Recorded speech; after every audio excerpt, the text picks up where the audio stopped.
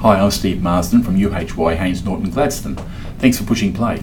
Today I want to talk about the Australian tax system. Again, is it broke?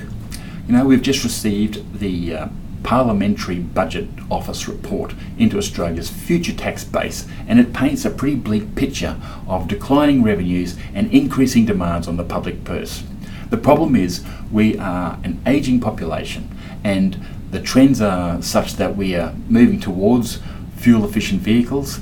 There's a decline in smoking, and the popularity of wine is increasing over beer, and hence it all has the impact of eroding the collections from a consumption-based tax that businesses collect on behalf of the tax office.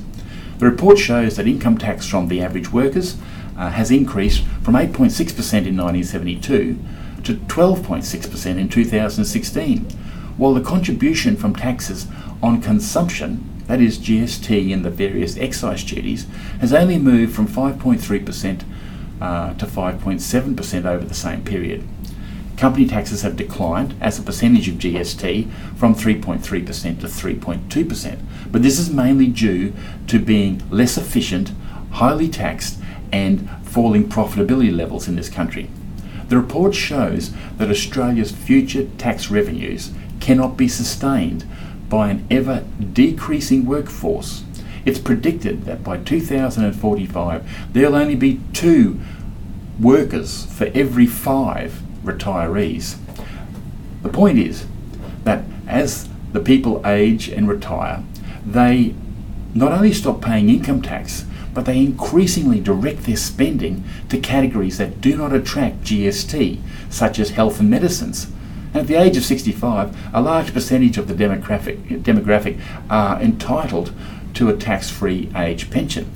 The problem with the GST system in Australia is that since its introduction, Australian households have spent progressively more of their incomes on products that are exempt from GST. It's always been a flaw in our system compared to the New Zealand version. The Australian problem is not about whether we reduce company tax rates to make our companies globally competitive and hence keep jobs in Australia. It's whether we have the political will to realise that we have a problem, and the best means to address it is consumption tax. Both political parties know that this has to happen at some stage. They would prefer that the other side deal with it first.